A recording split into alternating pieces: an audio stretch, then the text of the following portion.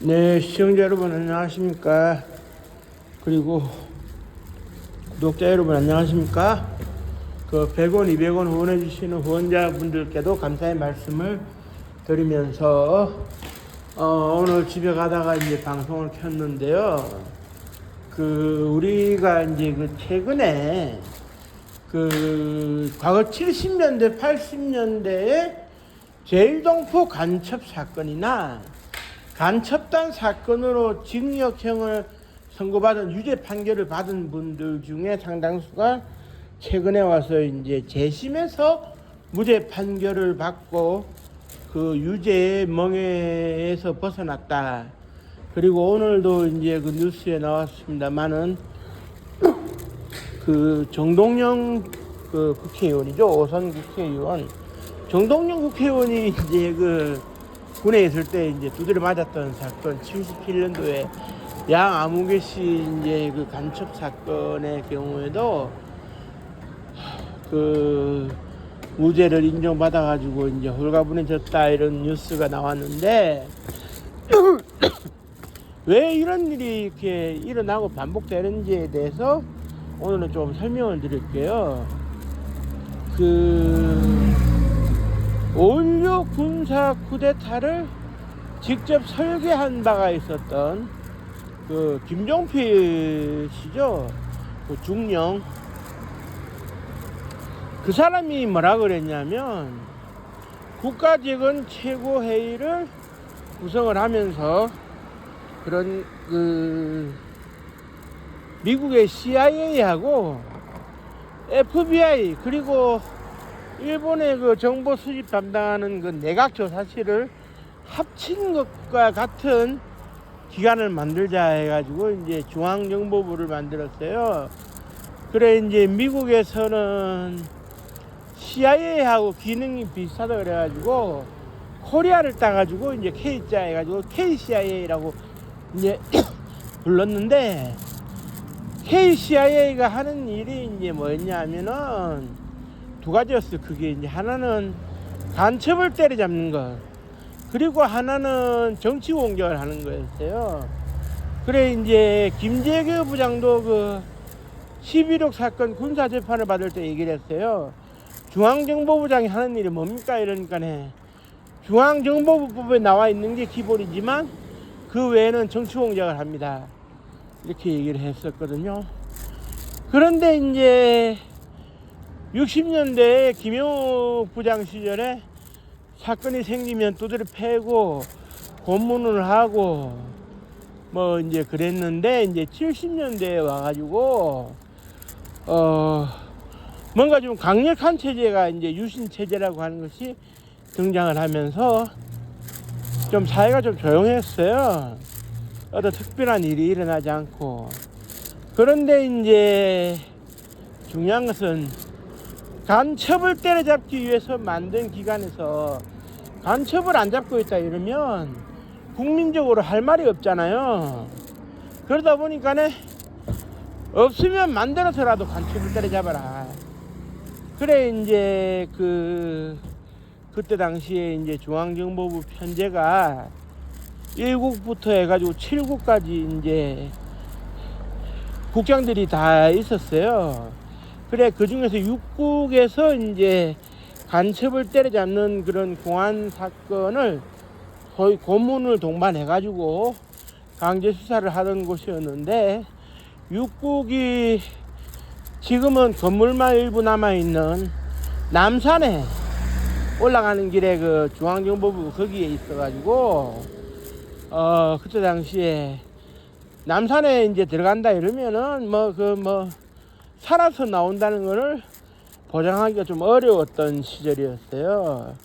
그 정도로 엄혹했는데 이제 하여튼 얼마나 사람의 피곤죽이 되도록 두드려 패느냐면 6국의 경우에 이제 이걸 담당하면서 숫자 6, 6을 써가지고 6국이었습니다만은 사람들은 6국이라 불렀어요. 그러니까 쉽게 말해가지고 고기 6자를 써가지고 6국이라 불렀어요. 이 복날에 개 잡아 패듯이 이 두드려 패니까.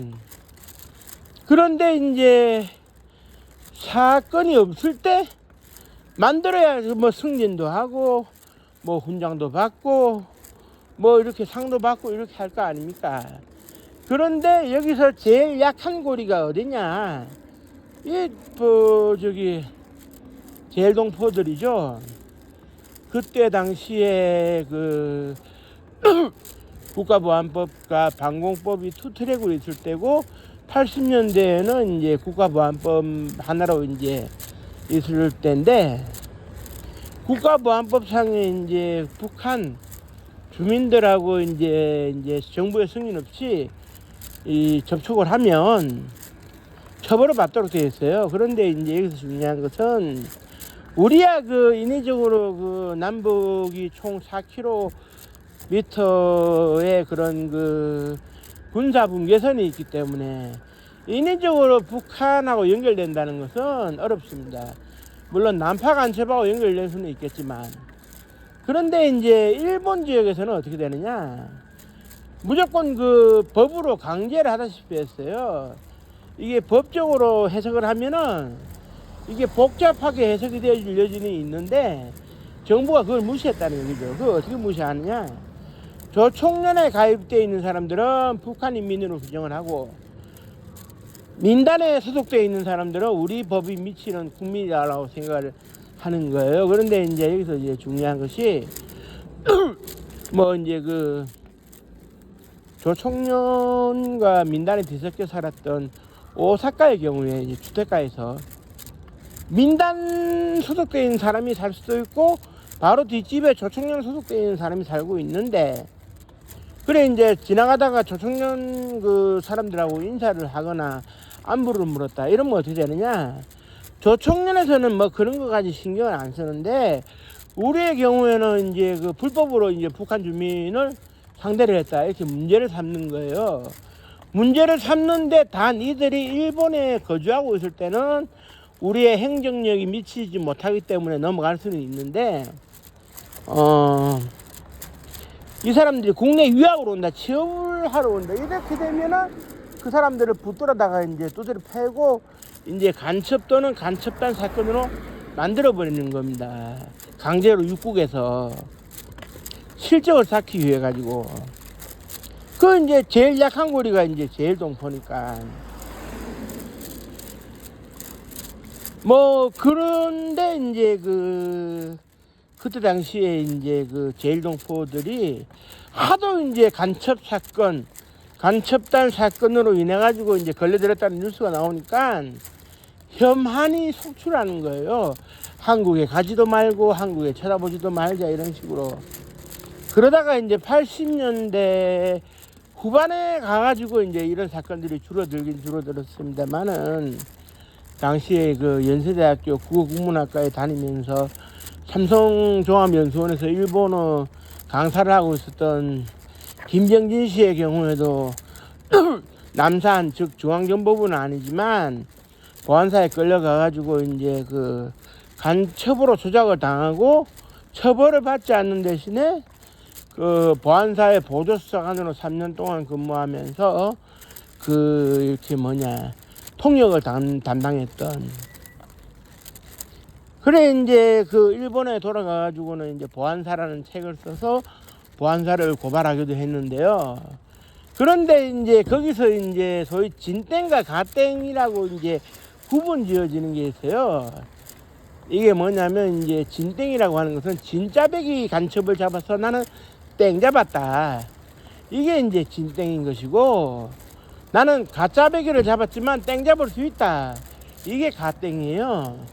그래서 이제 김병진 씨한테 이제 기자가 물었죠. 3년 동안 진땡을 얼마나 보셨습니까? 하니까 아이 못 봤다. 한 명도 못 봤다. 그럼 나무 그 잡히간 사람들 다 뭐냐 하니까 다 가땡인 거죠. 가땡. 가짜배기를 잡았지만 나는 땡 잡을 수 있다. 그래 이제 간첩 사건, 간첩단 사건이 한번 뉴스에 나오면 10월 달에 승진자 명단에 들어갈 수 있죠. 보고훈장 받을 수 있죠. 그리고 조선일보에서 간첩 잘 잡았다고 청룡대상 주죠. 출세의 지름길 아니겠습니까? 그러면은 이제 억울하게 이제 그 감옥에 들어앉아 있는 사람들은 제일동포들은 내가 왜 감옥에 들어와서 앉아 있어야 되는지도 모르는 상태에서 그냥 이제 가석방이 될 때까지 형기의 3분의 1을 채울 때까지는 참고 버텨야 되는 겁니다. 물론 그러면서 이제 사상 자체가 이제 이렇게 좌다 우다 이렇게 없는 사람을 상대로 해가지고 사상 전향까지도 이제 강요를 하는 거예요.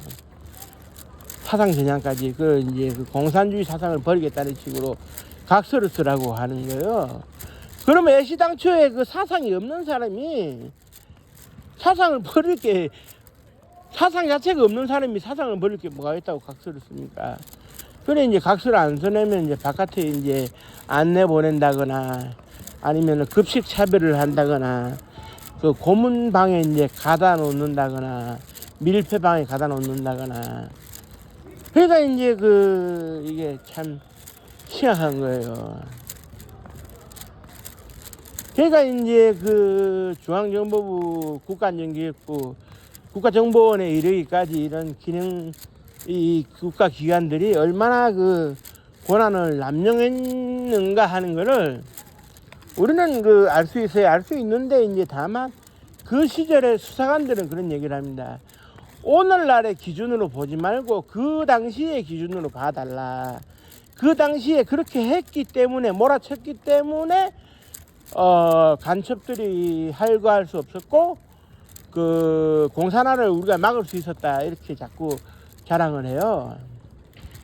그런데 이제 진짜배기 간첩을 잡아서 때로는 사형이 집행될 수도 있고 혹독하게 이제 감옥 생활을 하게 할 수 있는데 가짜배기를 잡아가지고 실적만 올리는 게 이제 무슨 소용이 있습니까? 개인의 출세 영역의 도구로 이용되고 제일동포 사회를 분열시키고 민단을 더 멀어지게 하고 그리고 조청년의 이런 공격 구실을 비아냥 구실을 이렇게 마련해 주게 되고 그러면 이게 이제 우리 정부로서는 안 좋은 겁니다. 안 좋은 건데 이제 그거는 박정희 대통령이나 전두환 대통령이 일일이 간섭하지는 않으니까 이제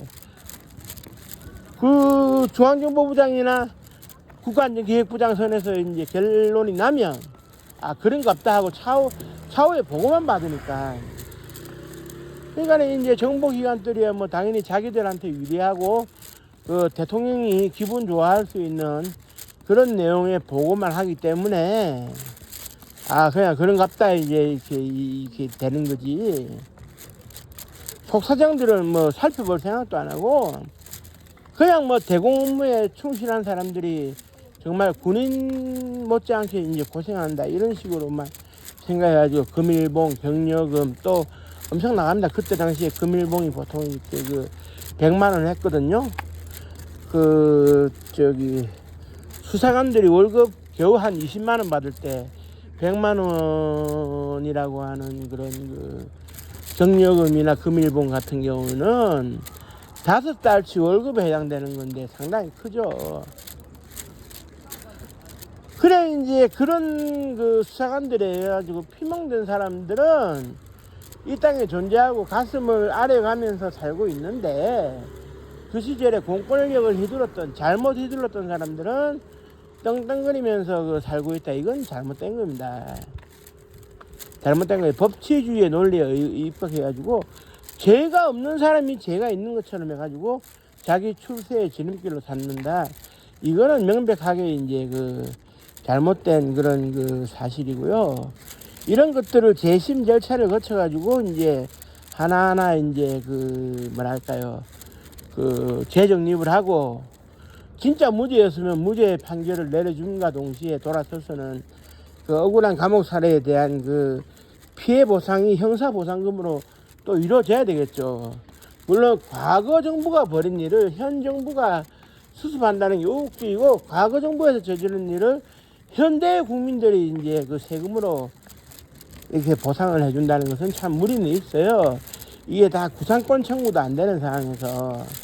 그렇지만 우리가 이제 민주주의 국가이자 도덕 국가로서 그런 작업들은 차곡차곡 진행이 돼서 모두의 의구심이 풀리는 그날까지 우리는 정진하고 또 정진해야 될 겁니다. 그럼 뭐 우리가 이런 법 명언이지 않는가. 99명의 범죄자를 놓치더라도 한 사람의 억울한 피해자를 낙태해서는 안 된다고. 국가의 이제 주도로 이루어진 범죄이기 때문에 이거는 국가가 결자 해지를 해야 되는 것이죠. 이런 제도적 절차가 지금 많이 마련되어 있고 시행 중인데 이러한 시스템을 부정하는 사람들이 있어요. 그 시절에 이제 공안기관에 종사했거나 극우 보수 세력 같은 경우에는 이러한 그 사법적 리셋을 하는 절차를 상당히 불쾌하게 여기는데 자기네들이 잘못한 거는 생각하지 않고 이런 그 불만만 표출한다면 대한민국이 과연 민주주의 국가이자 인권 국가라고 할 수 있을까요? 지금도 인권 지수가 많이 떨어져 있는 상황에서 대한민국은 다시 일떠서기 위해서라도 많은 그 고통스럽지만 이 절차를 새롭게 할 필요가 있고요. 차기 정부에서도 이 작업은 계속 이어져야 된다는 그 말씀을 드리면서 오늘 방송을 마치도록 하겠습니다. 끝까지 시청해주신 모든 분들께 감사의 말씀드리면서 나가실 때 구독 한 번만 눌러주시고 하시면 고맙겠습니다. 감사합니다.